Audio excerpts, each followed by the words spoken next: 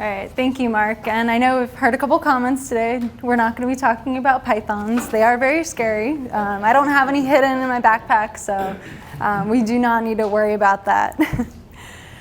So thank you again for the introduction. Thank you for having me. As Mark was saying, I'm an archaeologist, and specifically within archaeology, I study animal remains. So I'm a zooarchaeologist. But as a zooarchaeologist, the types of topics that we investigate are questions about past cultures and how folks practiced with their foodways.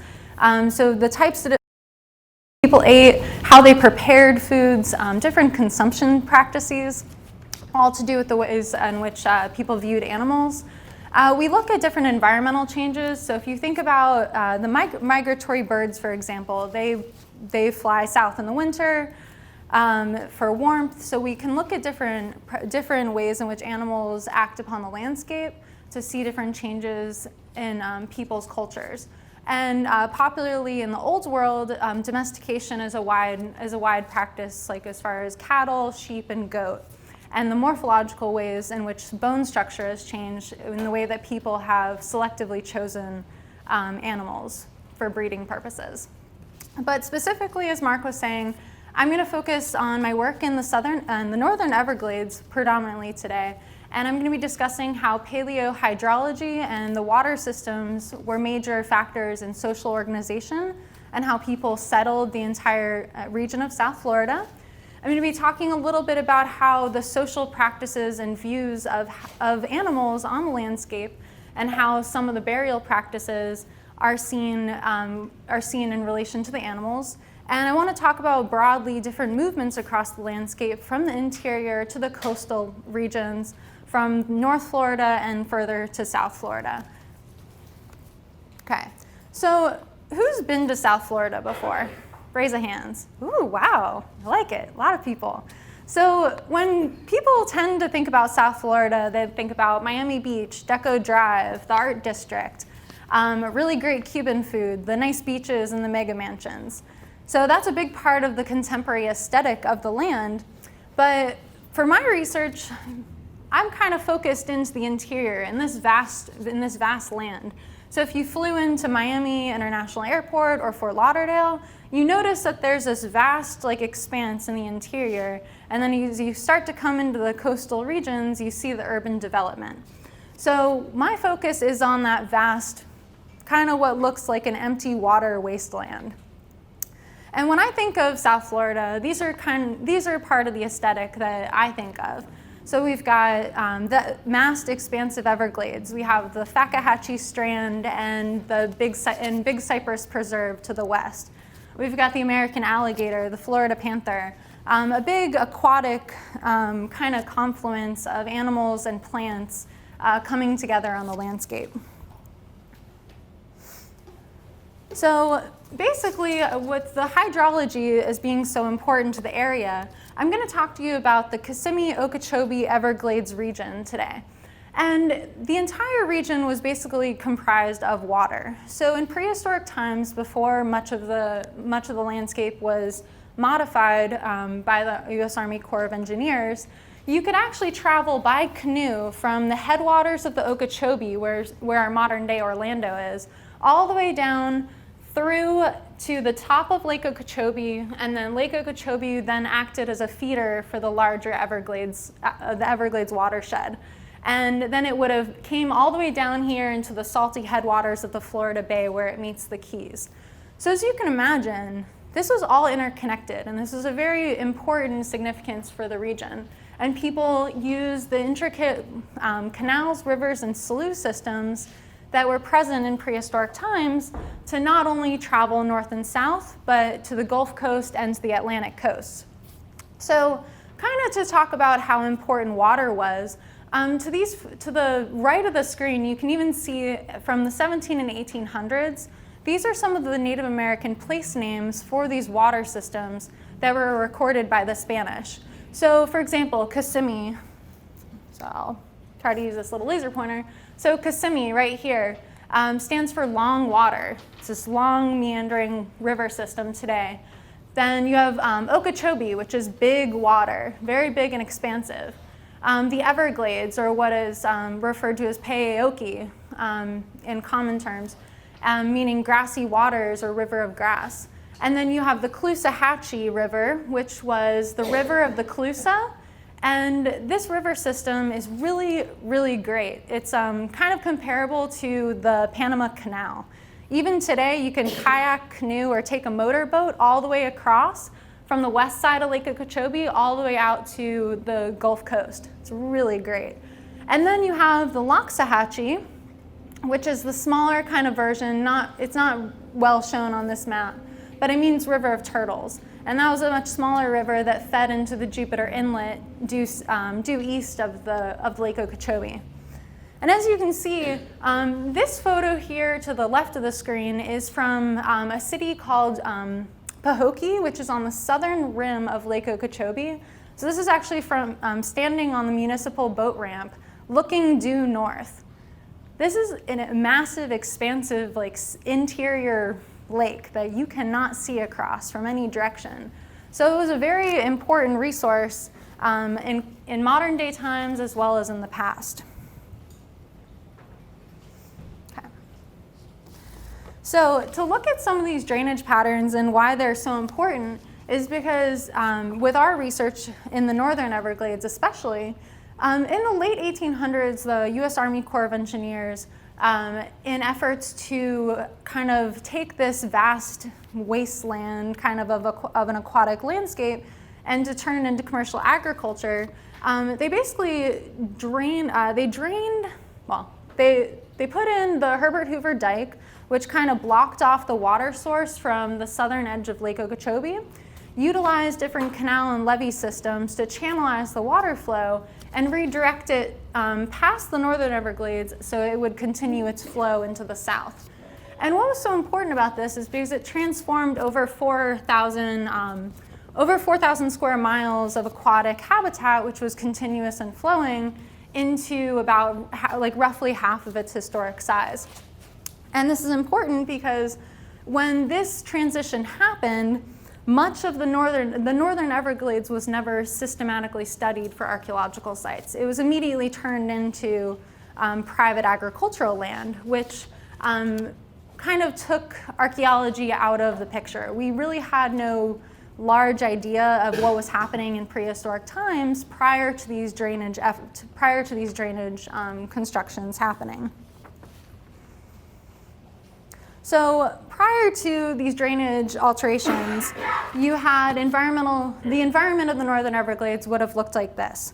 So you had kind of a mixture of mesic prairies, little grasslands filled with water. You had hard hammocks that were above the water systems that were on tree island sites. And then today, sort of what you have is a big agricultural land. So it's been transformed into what we call the Everglades agricultural area. And basically it's a series of laser leveled fields, massive agricultural production, predominantly sugarcane, also some winter vegetables and corn. And you can kind of see here in the photos that the soil is jet black. So the importance of this peat soil, if any of you are familiar with peat, it's a very rich and organic soil.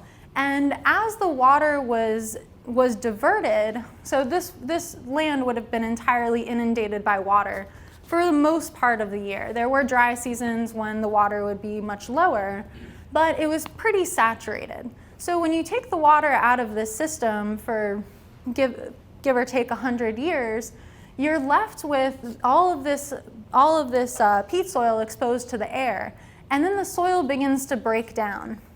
So I'm going to share this because it's an important part of our archaeological research. But the state of Florida, so University of Florida's agricultural unit that's out in the Glades, had driven, and other researchers had driven a soil subsidence post into the bedrock, and it's permanently stationed at their agricultural center. In the past 84 years, so this is an estimate from 2008, they've recorded over 6 feet of soil subsidence in the region. So as you can imagine, this affects the farming communities, so you're actually losing the soil. This affects, and this is this is one of the most affected areas in the glades to the right, but homes are literally being eroded underneath them. But it's also important for the archaeologists because the cultural heritage is actually eroding away. But importantly, we've built these long-lasting relationships with the farming communities out in the glades. So over the past 10 years, we've been volunteering. So the county archaeologist, Christian Davenport, who's a University of Tennessee graduate from the Department of Anthropology, go Vols. He actually works out in the glades right now, and he's one of the head researchers investigating these sites in the northern Everglades. So we've been working with the farming communities, with the museum out there, with the local schools, teaching the young ones about the history beneath their feet. And in return, they've actually allowed us to come out and take students and other researchers to investigate these fields during the off seasons. So a part of archaeology, which is really important to our region, is the public outreach. And they've allowed us to come in during this off season of their planting to investigate some of these sites. And it's really important because we're getting some of these initial viewpoints of how the landscape was used, and these sites have never been surveyed before. So, and what's important about this is that in previous records of the prehistory of South Florida, it's been thought that the interior was sort of like an empty, vast wasteland, and people weren't utilizing the interior during prehistoric times because there were only little tree islands, and there wasn't enough evidence for people to believe that they were using these sites year-round, and that they weren't as complex as they are. Alternatively, what we're finding now is that there are absolutely very large sites that are rich in artifacts. And in order to kind of investigate them, I'm going to show you some of the photos of what these sites look like. Because if you were to just stare at this photo, and there's a lot of smoke going on in the background because as we're doing our work, they're harvesting sugarcane. So that's actually sugarcane burning in the background. So this site the Hutchinson site, would have been a large Everglades tree island. And the tree islands are exactly what they sound like. They're islands comprised of trees, other smaller vegetation, and they basically formed in multiple different ways. That could be a lecture on its own. There's a lot of different thoughts on the formation of these islands. But essentially, they're kind of nice homelands to different plant life, small mammals, birds, and they're important resources that folks used in prehistoric times in the interior.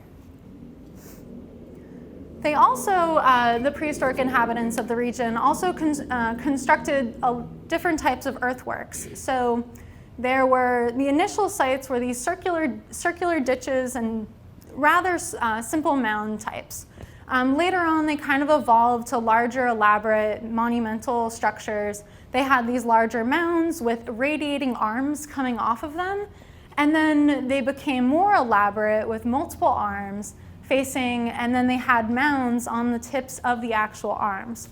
And what's interesting to note here is that these types of sites, so similar to Big Mound City, which is found on the east side of Lake Okeechobee, these types of sites are only found within the Kissimmee, Okeechobee, Everglades region.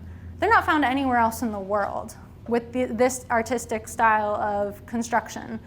And to make an important note, which is really interesting, is that they all face away from Lake Okeechobee. So that main mound backs up to the lake and the arms point out. So there are several archaeologists working with different theories as to perhaps celestial alignments, so that they face in different star patterns. They could perhaps be pointing to larger archaeological sites throughout the state and kind of allude to larger trade networks and connections to other cultural areas near and far. And then other archaeologists that are kind of looking at the smaller circle ditch sites, again, we still don't quite understand the function of those. They had kind of a vacant interior and then a high mounded kind of peripheral area. And they've been thought to be kind of fish capture sites because they're found in wetlands. They've been thought to be perhaps used for some sort of like incipient farming or cultivation. But again, we still really don't know. The jury's out, and more work does need to be done on these types of sites. Interestingly, though, what you can see is the photos on the right are information from, or photographs from historic aerials.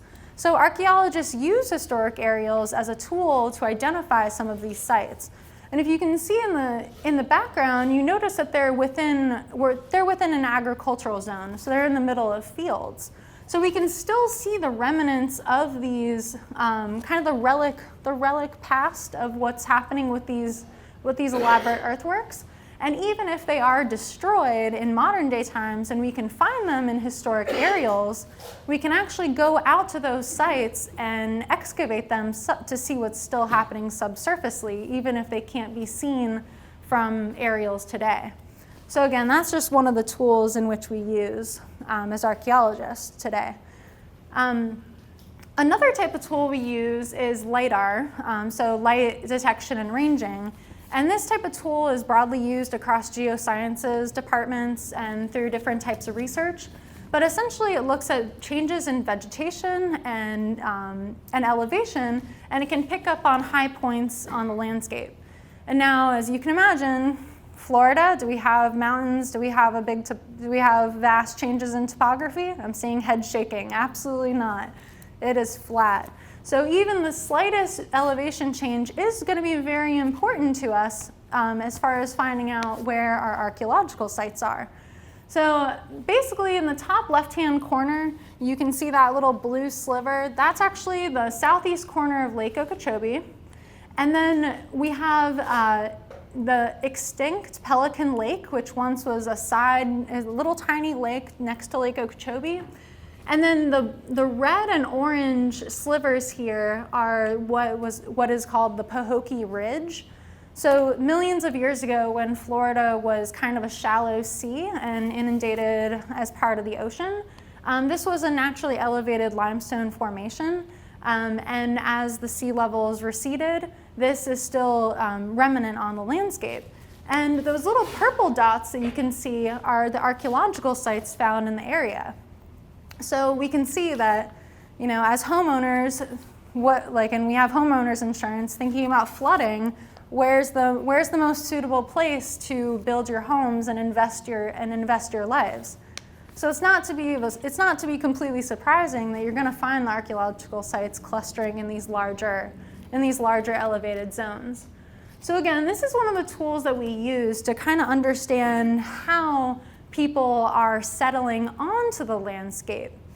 But to kind of bring it a little further, I'm interested in how people got there in the first place. So yes, we know that over the past 5,000 years, people are here and they are settling this area. But I want to know where they came from. When they came into the southern end of Florida, did they take coastal routes? Did they come through the interior? Was it the Atlantic? Was it the Gulf Coast? I'm not sure. So one of the things, and I apologize, the map is kind of out of focus, but I'll explain it a little bit better. But so I took data from the Florida Master Site File, which is the state of Florida's repository for archaeological data. Every state has one. And I basically did a little map of the Paleo-Indian and the Archaic period sites in South Florida. And what I noticed was that we have two main clusters here along the dead center south of Lake Okeechobee and then further towards Miami, towards contemporary Fort Lauderdale and Miami Beach. So these clusters are pretty important, and there are other sites that are on the north side of Lake Okeechobee. And then throughout the state, some of the earliest Paleo-Indian sites tend to be in the Gainesville area, near Tallahassee, and near Sarasota, following freshwater springs and aquifer systems. So that doesn't really explain a lot with these two groups of sites because there are no freshwater upwellings and kind of the spring systems that we see with those other areas. So what I do see though is when we go back and we look at the pre-drainage systems and the canals that were constructed out of the old river systems, those two clusters actually match up with the areas between, this is the Miami River, so it's called the Miami River Canal, and then this next one to the north of it is the New River Canal in Fort Lauderdale.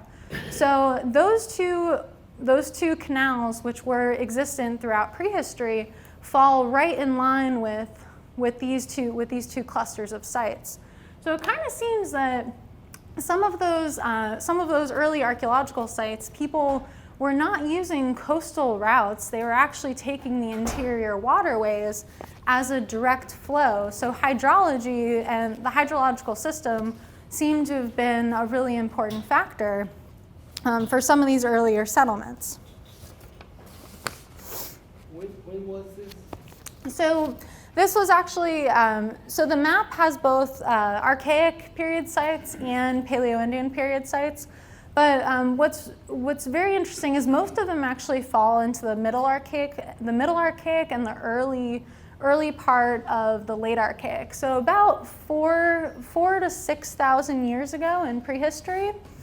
And there's actually in Cutler Ridge, so the reason why I'm really focused on it is there's a Paleo-Indian site right down there, kind of near the Miami River, where it's one of the oldest sites in the state, and it completely stands out. I think we're at like 12, I think they have solid dates for 12,500 years old. We've got saber-toothed cats, giant armadillos, the giant ground sloth, a mixture of giant tortoises, and it's some very old human occupations that really haven't been explored as far as how people would have got there in the first place. And if they were taking coastal routes down the ocean corridor, you'd see more Paleo-Indian period sites there. But since we're seeing them cluster in this fashion, it seems that they would likely have been taking the interior waterway. So coming straight from North Florida, following that interior freshwater system. So. But they can't be connected back to other Native Americans in other parts of the U.S.? Not at this time. Kind of one of the avenues archaeologists can explore that is through looking at human DNA, but we're not really we're not ethically destroying human remains to do that type of work. And the material culture artifacts this is a time before pottery was in existence. Pottery is really like a phenomena that came around in the past 5,000 years. So it's kind of really in this area of the country. So it's a little bit difficult. We're not seeing other forms of cultural material that we can trace like kind of a lineage back to. But great question. One of the reasons I came here was to find out what the question he's asking him. Oh. My director in Florida. Well, we're definitely gonna be talking about some other cultural material things. So we know that it's kind of getting into the animals section of the talk as a zooarchaeologist. We know that these seasonal changes along the landscape, hydrology was extremely important. So we know that people are using dugout canoes to travel. We have evidence of dugout canoes throughout the state, and this was a way that people were kind of connecting themselves across the landscape near and far. We have a lot of evidence of different freshwater fishes, alligators, turtles, shellfish. So we know that the aquatic system was important and very important to the livelihoods of the people living in this area. So, but kind of one of the things that's important to me is that even though this is a pretty much aquatic landscape, we have extreme seasonal variation for part of the year in the area.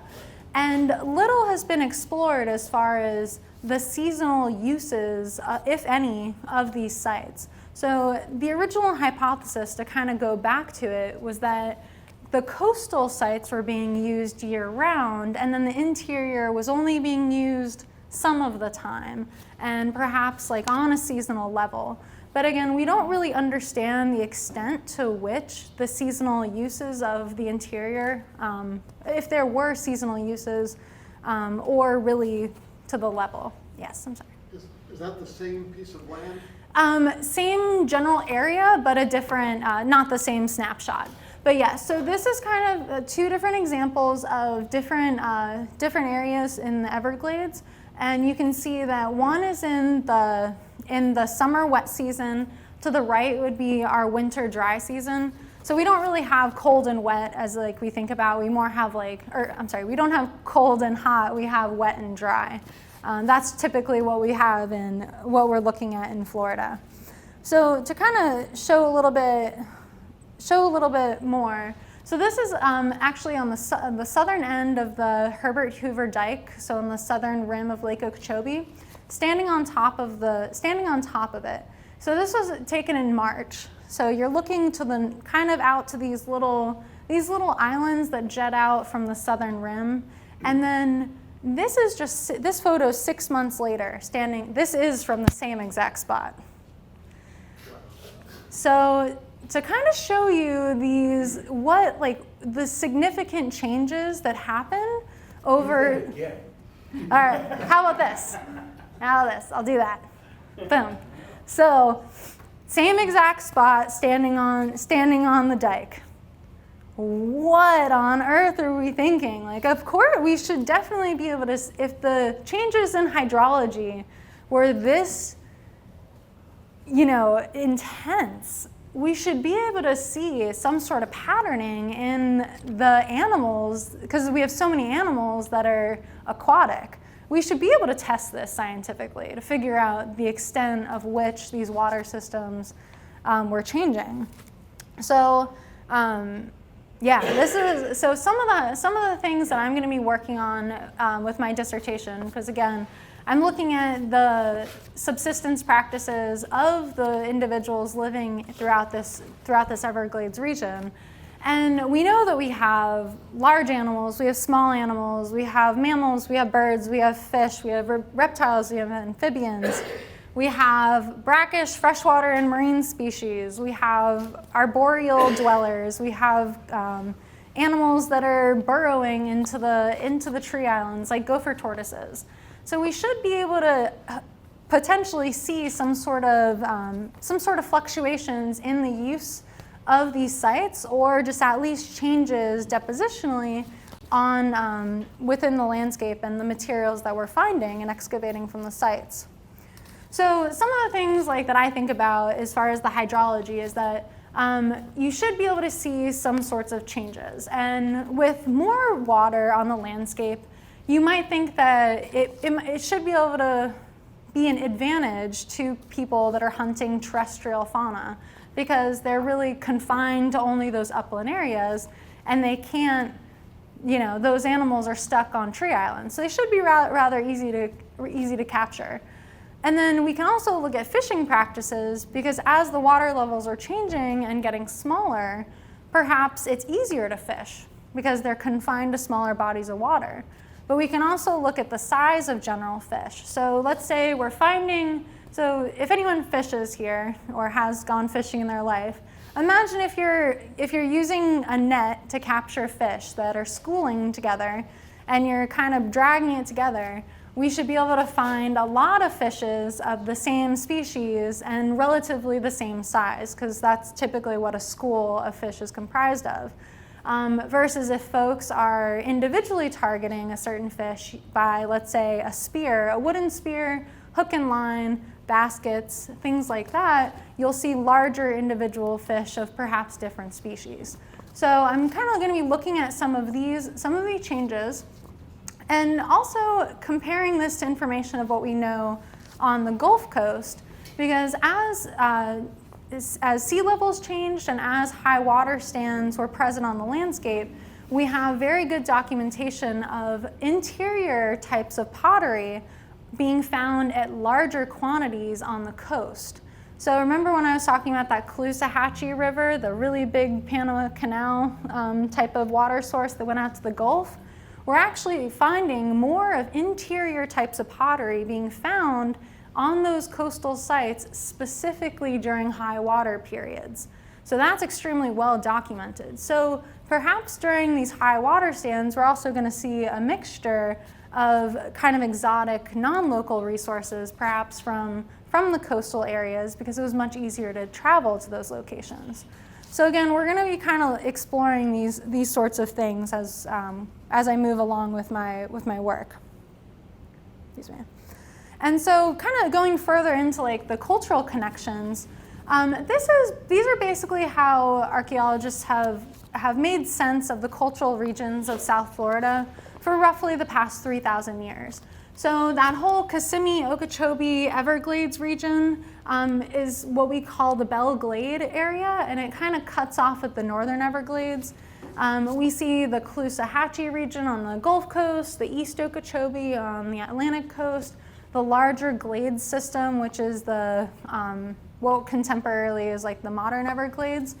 And we archaeologists separate cultural regions based on different characteristics. So the types of ceramics that we find, the architectural building, different types of tools, kinship practices, kind of the same way as we think about if I were to say biscuits and gravy, like you do not think of New York, you think of the South.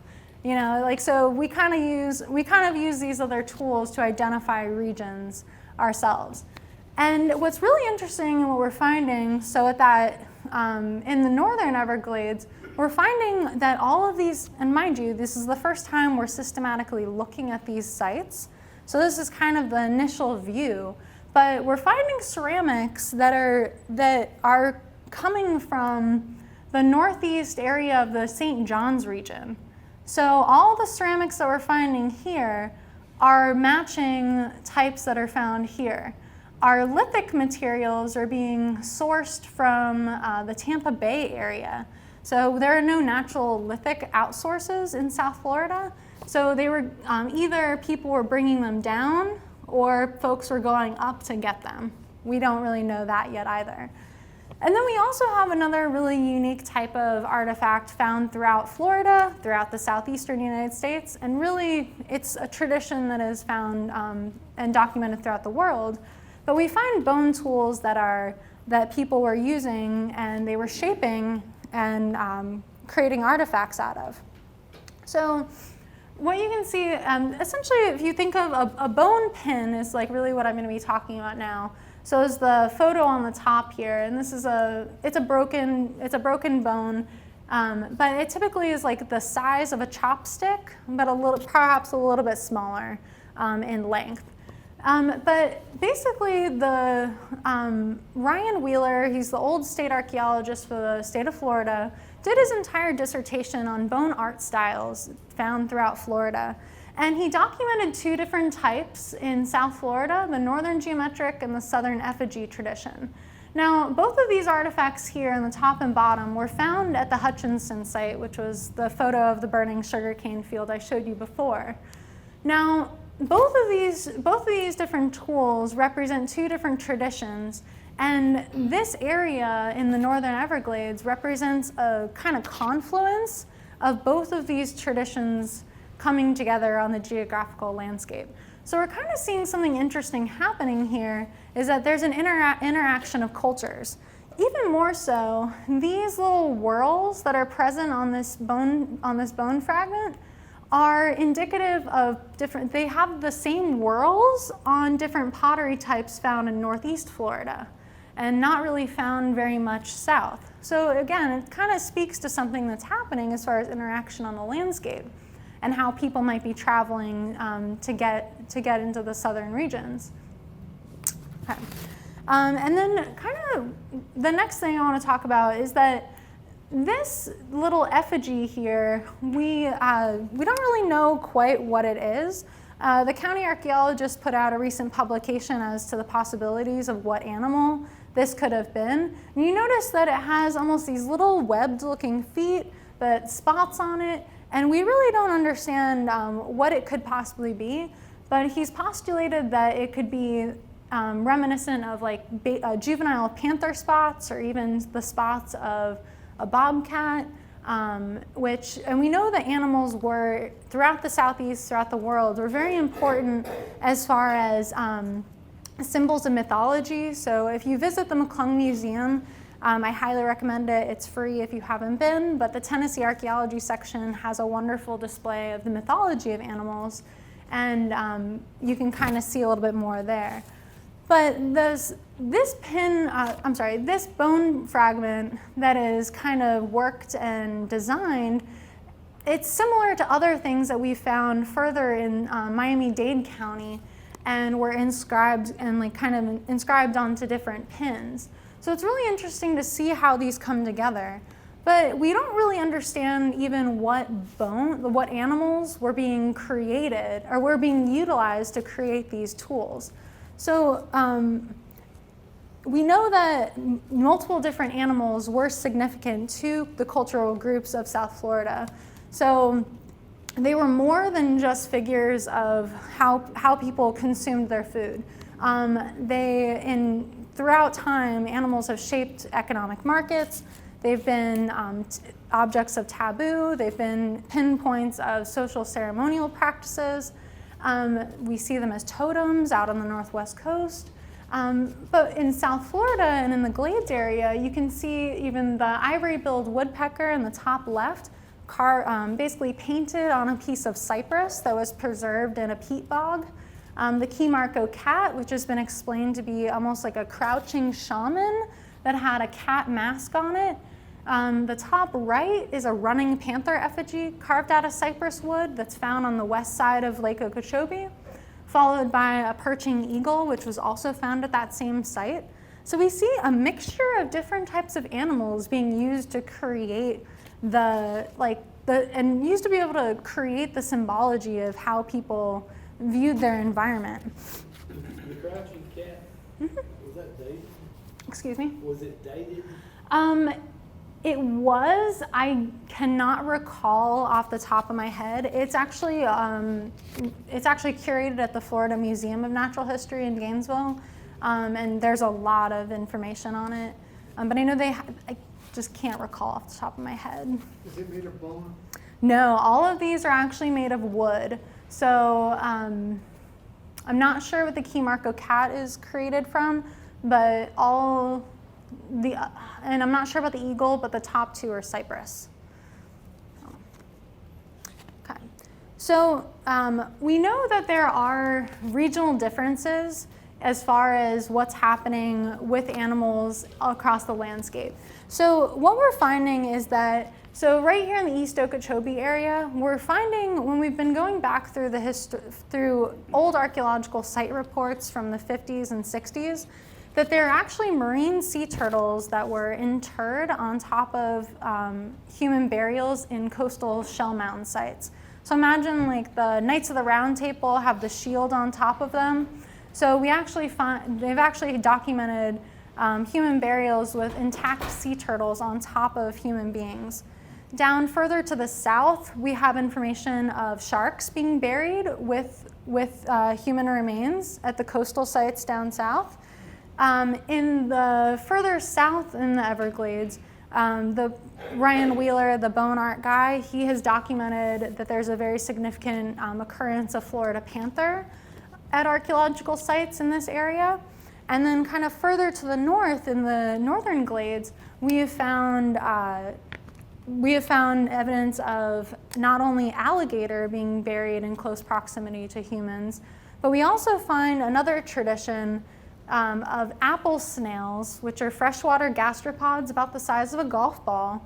And we find we've found this evidence of basically a 5-gallon bucket size worth of these snails next to human burials.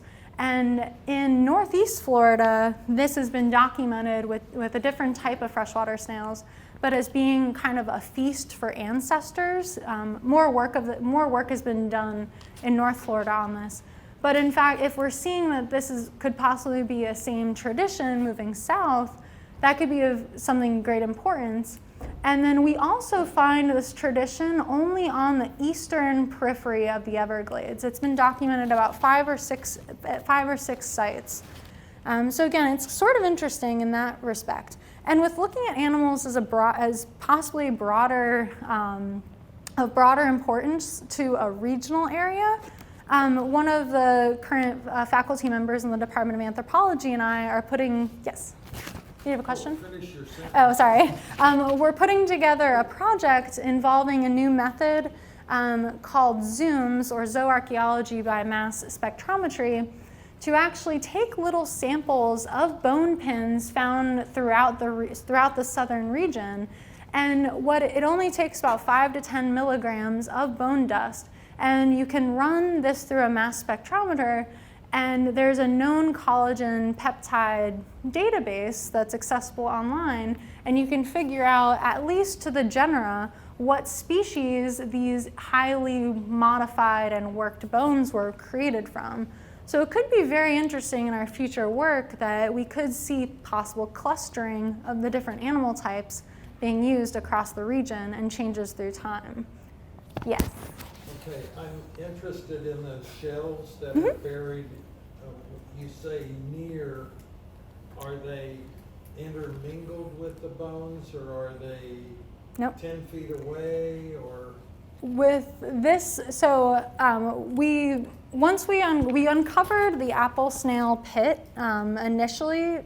We uncovered the apple snail pit feature before we uncovered the human remains, and that was probably about 2.5 to 3 feet away in space. Is there any evidence whether the shells had meat, whether live or recently dead, within them when they were buried? So that's a really difficult thing to tell. These are very thin-shelled gastropods. So when we excavated them, we had to do so very carefully. But this has also been a very highly farmed area. So a lot of the shells in the upper part of the feature were crushed. It was difficult for us. We weren't able to tell if they were let's just say they were just dumped into the hole and almost given as loosely interpreted, but as a feast, as an after meal life to the person buried, or if it was consumed with a bunch of people and then the remains were deposited. We don't really know that. Kind of like a clam bake has a bunch of leftover shells. Exactly, or intact and the gastropod was still living inside the shell, and that's how it's been interpreted in North Florida, is that they weren't actually being consumed; they were being deposited as a meal for the ancestors. But great question. I wish we knew that answer. And again, that was dated to when? That feature is about 30, I think we radiocarbon dated some charcoal from right next to that feature, and it was about 3,800 years old. 38, I believe. Mm-hmm. Yes. Have you studied what was going on in, say, Cuba or the Florida Keys about the same time? So, believe it or not, these sites in the Everglades are much, much older than what there's evidence for in the Keys. It seems to be that the Florida Keys, most of the sites there really only date to the last 1,000 years or so. They're not as deep in antiquity as these are. So they would have been underwater? Not necessarily. There were still probably areas of the Keys that were above water during much of this time, but they're also small land slivers. So if they're not deep deposits, perhaps storm washover, if we think about modern day hurricanes, it could easily wiped that off the face of the surface. I'm just thinking broadly about the hurricane activity in the area. So yes, we plan on investigating about 250 to 300 bone pins for this analysis to see if we can find any interesting clustering of the types of animals being used across South Florida on both coasts and in the northern and southern regions. And this has been a widely used practice throughout Europe, and it's slowly making its debut in North American literature, so stay tuned. There's some really great stuff that's coming out of this method. And really what's important is that folks have folks have looked at animals very widely throughout the past, and we have a very great, we're very greatly in touch with animals across the landscape. And they've been viewed, and they're very important as far as talking about settlement practices and how people are viewing their landscape.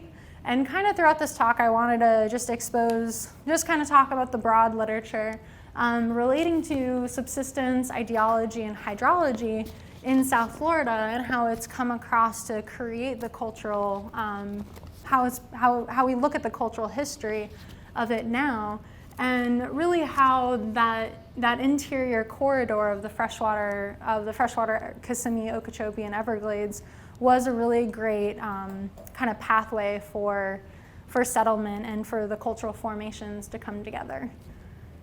So that's about it. I'd be happy to take questions, and I'll leave you with this slide because I think it's no.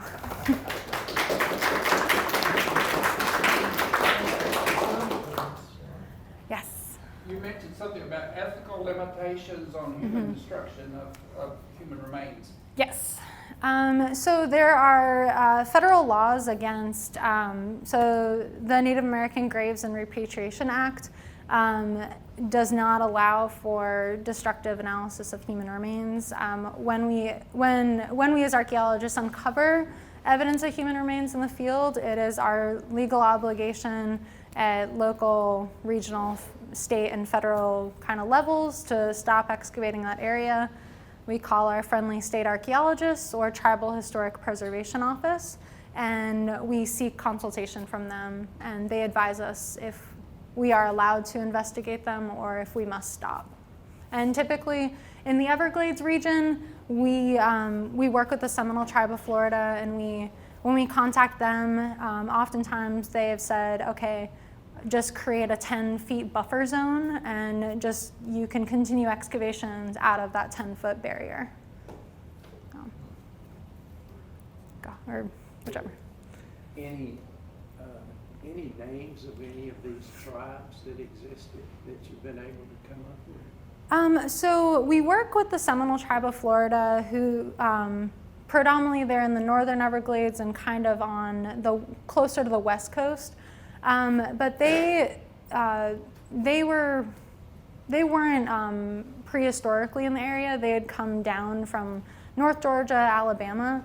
But during the time of contact, the contact period in like the 1500s when the Spanish arrived, they actually recorded all the Native American groups in the area. So the Calusa over on the Gulf Coast, they had been there at the time of contact. The AIS were on the kind of northeast coast.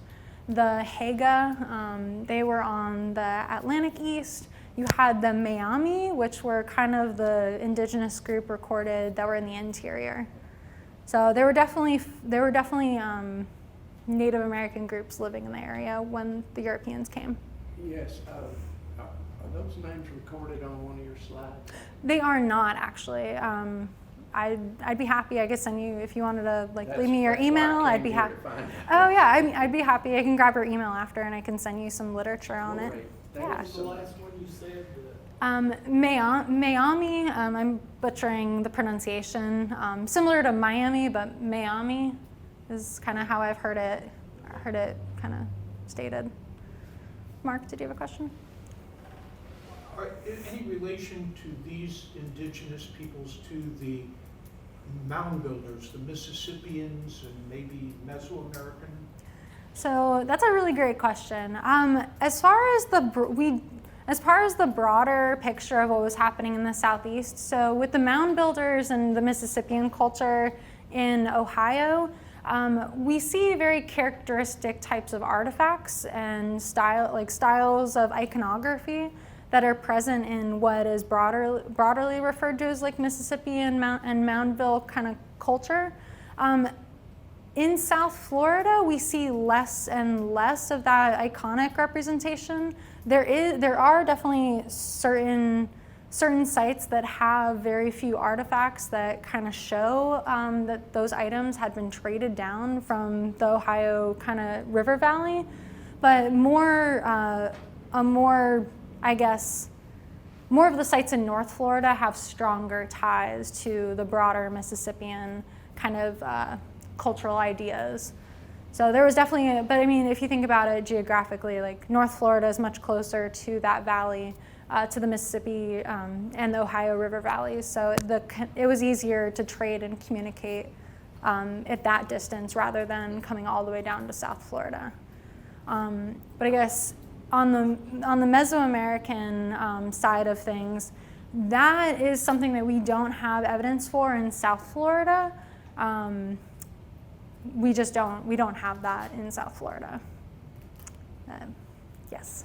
The peat soil you were talking about earlier, is that similar to what's in England and Ireland, or completely different? So like the peat bogs, and you think about like the bog bodies. Yeah, so it's like essentially it's the same like high organic, rich soils.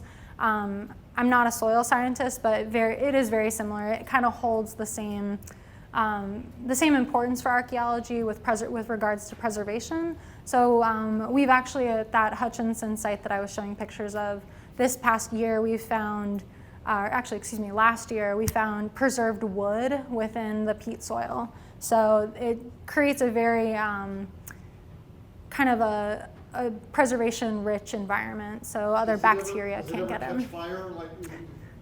No, it hasn't. Fingers crossed, but I've never heard of it catching on fire. But there's most certainly a lot of methane off-gassing coming from it, and different geoscientists that are focusing on the soil chemistry have been really looking at that and the carbon cycling. You think the moisture content prevents that? Prevents what?